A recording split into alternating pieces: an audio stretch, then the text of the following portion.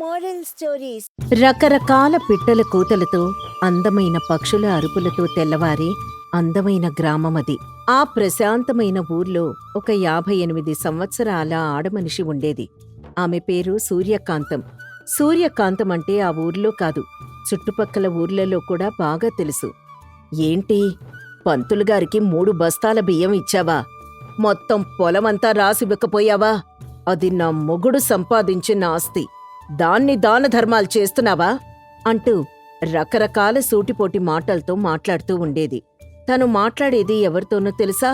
తను అల్లారుముద్దుగా పెంచుకున్న కూతురు తులసిని పెళ్లి చేసుకున్న శేఖరం బాబుని, అంటే స్వయాన పిల్లని చేసుకున్న అల్లుడితో మాట్లాడుతోంది.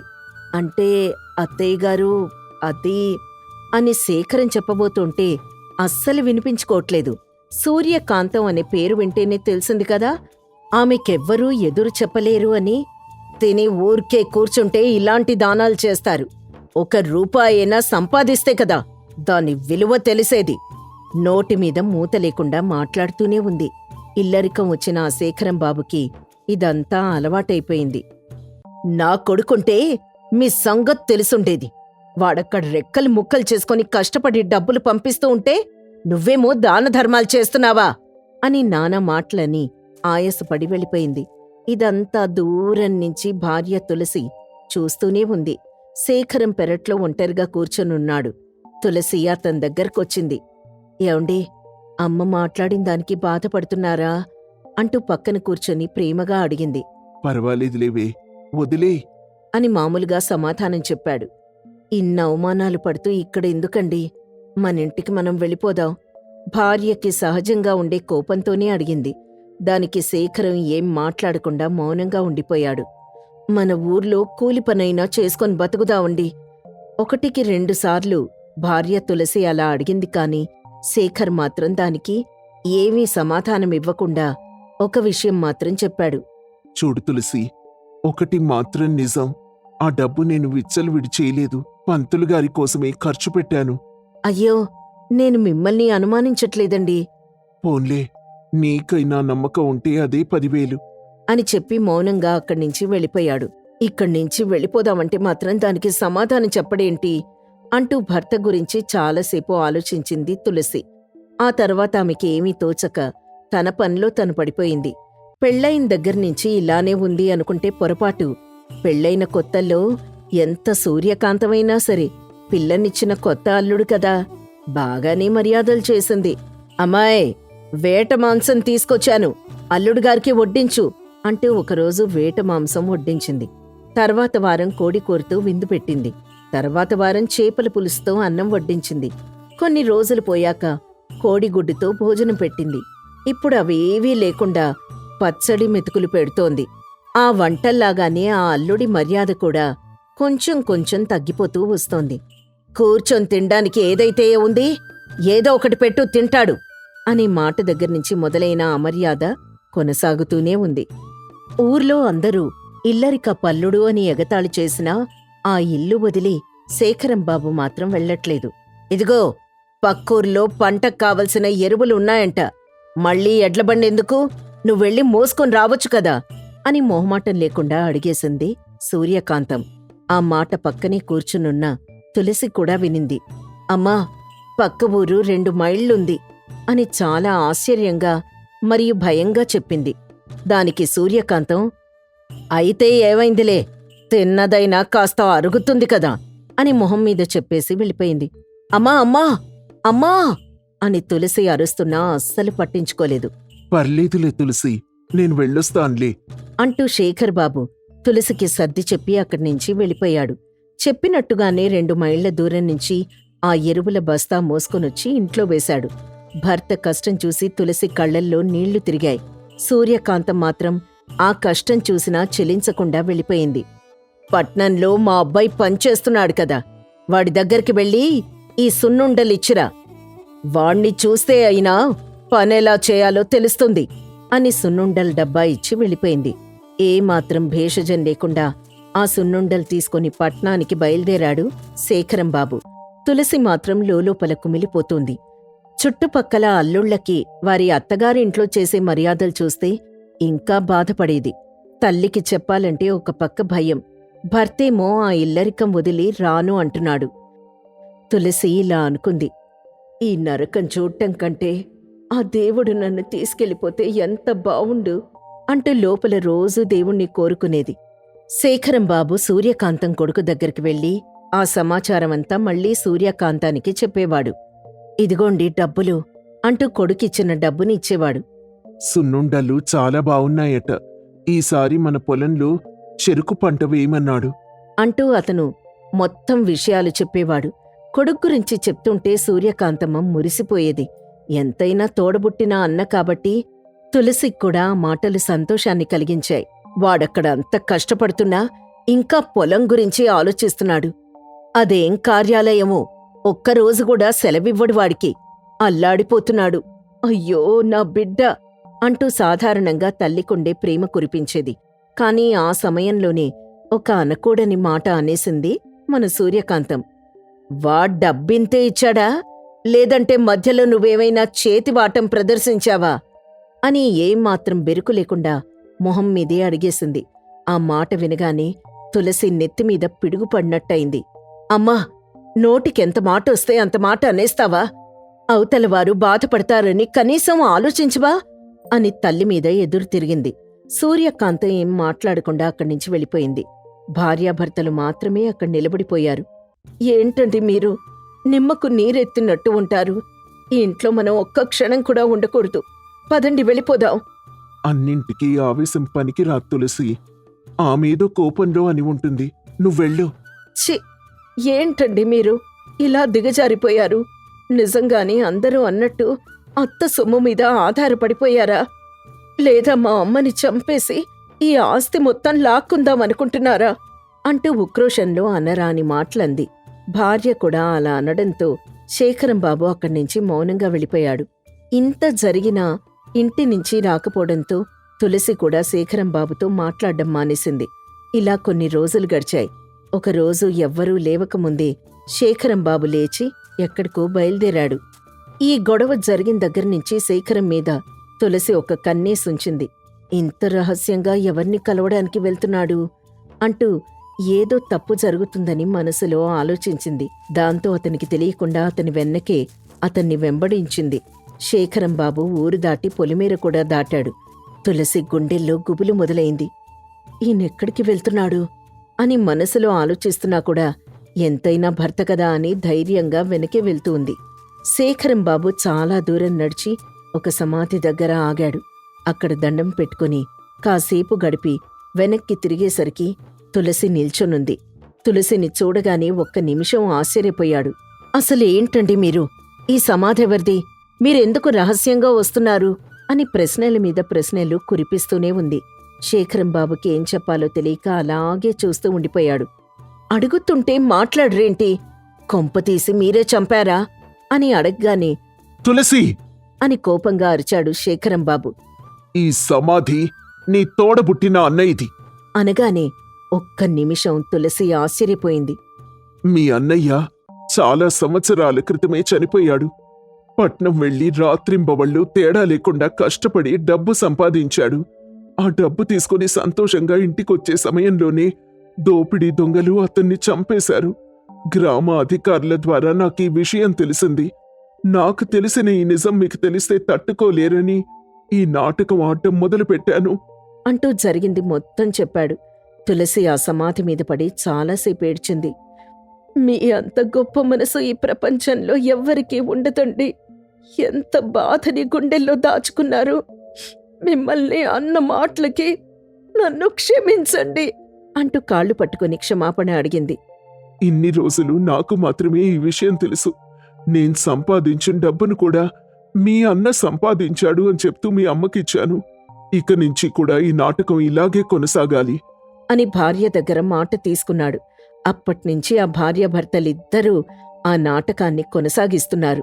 నా బిడ్డ అక్కడ కష్టపడుతుంటే ఇక్కడ మాత్రం కొందరు కూర్చొని తింటున్నారు అంటూ అత్త శేఖరాన్ని ఉద్దేశించి అంటున్నా భార్యాభర్తలు మాత్రం ఒకరి ముఖం ఒకరు చూసుకుంటూ మౌనంగా ఉంటున్నారు. అందుకే అంటారేమో అల్లుడు అంటే కొడుకుతో సమానమని. గోదావరి నది ప్రశాంతంగా ప్రవహిస్తోంది.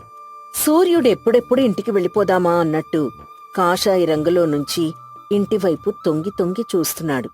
నాగేంద్ర భూపతి ఇంట్లో అంతా కోలాహలంగా ఉంది.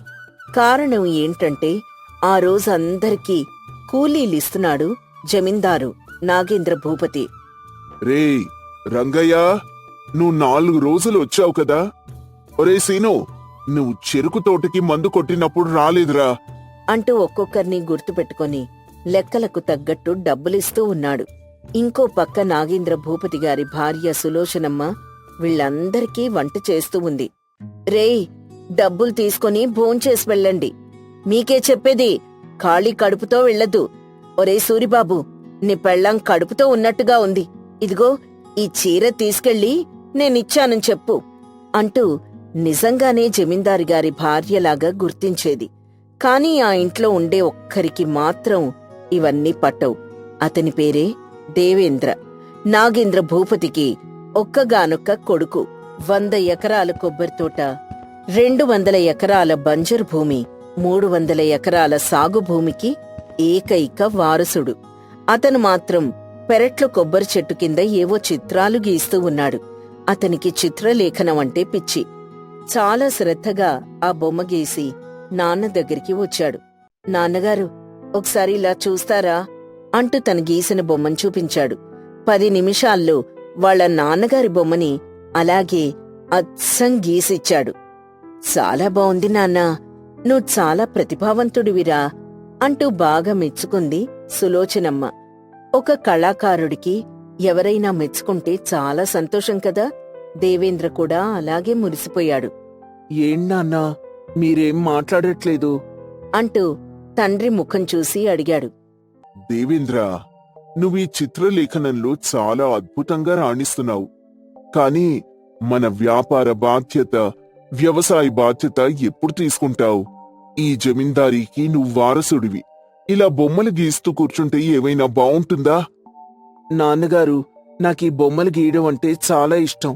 బొమ్మల్ని గీయడంలో కూడా ఆదాయం ఉంది నాన్నా. ఆదాయం గురించి కాదు నాన్నా నేను చెప్పేది, మన పరువు గురించి మాట్లాడుతున్నాను. ఇందులో అంత పరువు తక్కువ పని ఉంది నాన్నా.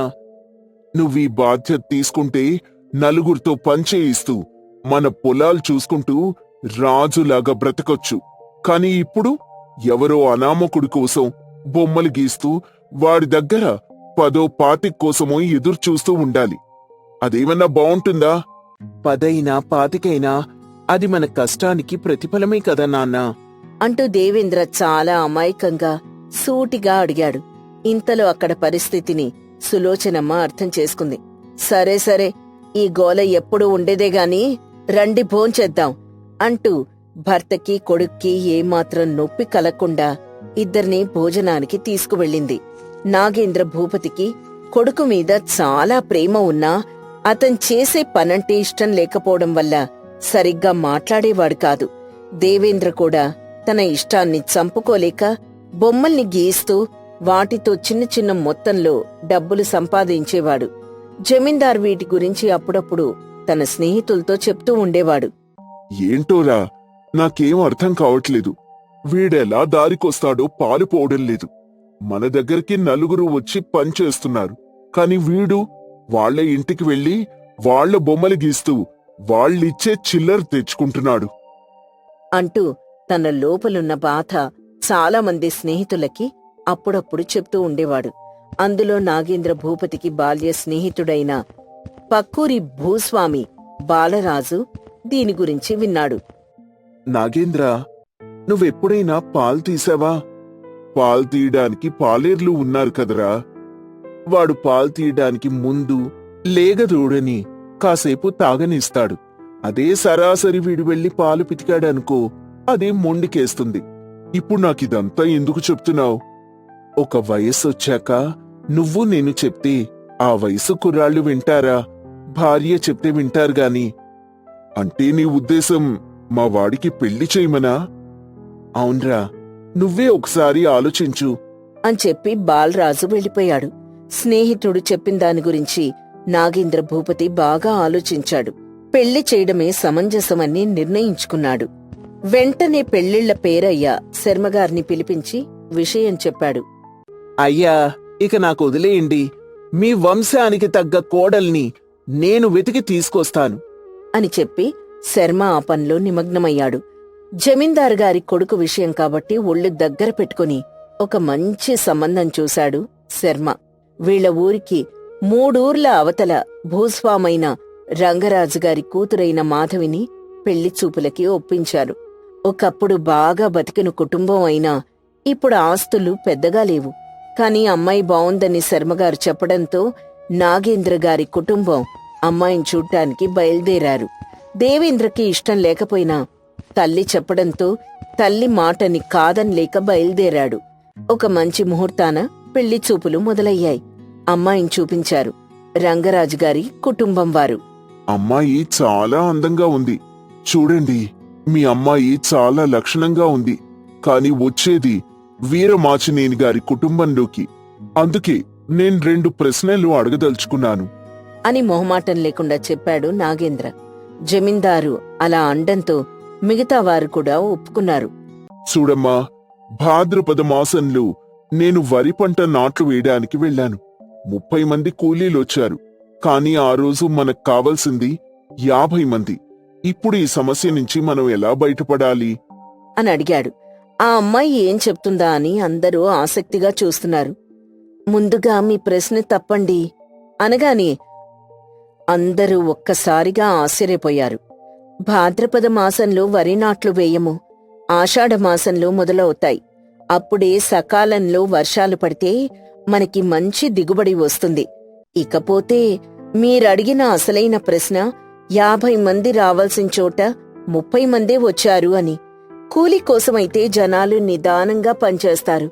అదే ఈ పొలమంతా ఈరోజు పనైపోతే ఈరోజు డబ్బులు ఈరోజే ఇచ్చేస్తామని చెప్తే ఆ 30 మంది 50 మంది పనిచేస్తారు అని చెప్పింది. అందరూ శభాష్ అన్నట్టు చూశారు. నాగేంద్ర భూపతి కూడా నవ్వుతూ సరే అన్నట్టు తలూపాడు. భర్త నీ మాట వినకుండా మొండికేస్తూ ఉంటే ఇంటి గౌరవం బయటపడకుండా ఎలా సాధిస్తావు అంటూ తన మనసులో ఉన్న సందేహాన్ని ప్రశ్న రూపంలో అడిగాడు. మాధవి ఒక నిమిషం ఆలోచించి ఈ విధంగా సమాధానం చెప్పింది. ఆ విషయం భర్తతో ఏకాంతంగా చర్చించి తనకర్థమయ్యేలా చెప్తానండి.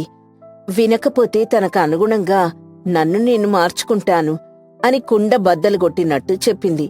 ఈ విషయం నాగేంద్రతో పాటు దేవేంద్రకు కూడా నచ్చింది. అమ్మాయి, నువ్వేమీ అనుకోకపోతే నేను కూడా ఒక ప్రశ్న అడుగుతాను. బంగాళదుంప వీపుడు చేశాక పైన మూత పెడతావా లేదా అంటూ వంటకు సంబంధించిన ప్రశ్న ఒకటి అడిగింది. పెట్టనండి. అలా పెడితే ఆ ఆవిరికి సంబంధించిన నీళ్లు మళ్లీ బంగాళదుంప వేపుల్లో పడి మెత్తబడిపోతుంది అని చెప్పగానే సులోచనమ్మకి చాలా సంతోషమేసింది. ఆ సమాధానంతో తనకు వంట కూడా బాగా వచ్చు అని అందరికీ అర్థమైంది. అబ్బాయి గారు, మీరు కూడా ఏవైనా ప్రశ్న ఉంటే అంటూ శర్మ దేవేంద్రన్ చూస్తూ అడిగాడు. భర్త తనకి ఇష్టమైన పని చేయటం సమంజసమా కాదా? అక్షరాల సమంజసమే. కాకపోతే తల్లిదండ్రులు చెప్పేది కూడా మన మంచి కోసమే కాబట్టి వాళ్లు చెప్పేది కూడా ఒకసారి వినొచ్చు. రోజు కంటే కాస్త ముందు లేవడం, సాయంత్రం కాస్త ఒక అరగంట మన కోసం కేటాయించుకోవడం లాంటి పనులు చేస్తూ ఉంటే అలా తండ్రి చెప్పిన మాట ఇలా మనకిష్టమైన పని రెండూ చేసుకోవచ్చు అని చెప్పింది. ఆ సమాధానంతో ఆ అమ్మాయి ఎంత తెలివైందో ముగ్గురికీ అర్థమైపోయింది. కట్న కానుకలు ఆశించకుండా వెంటనే వాళ్ళిద్దరి పెళ్లి అంగరంగ వైభవంగా జరిపించేశారు. ఊహించినట్టుగానే మావయ్య గారికి వ్యవసాయం సంబంధించిన పనుల్లో సలహాలిస్తూ ఉండేది. సులోచనమ్మకి వంట పనుల్లో విపరీతంగా సాయం చేస్తూ ఉండేది. అన్నిటికీ మించి భర్తకి తోడు నీడగా ఉంటూ తనకిష్టమైన చిత్రలేఖనం, వ్యవసాయం 2 పనులు చేసేలా ప్రోత్సహించేది. కట్నం కోసం కాకుండా గుణం చూసి పెళ్లి చేసుకుంటే ఇలాంటి ఆదర్శవంతమైన జంట ప్రతి ఇంట్లోనూ ఉంటుంది.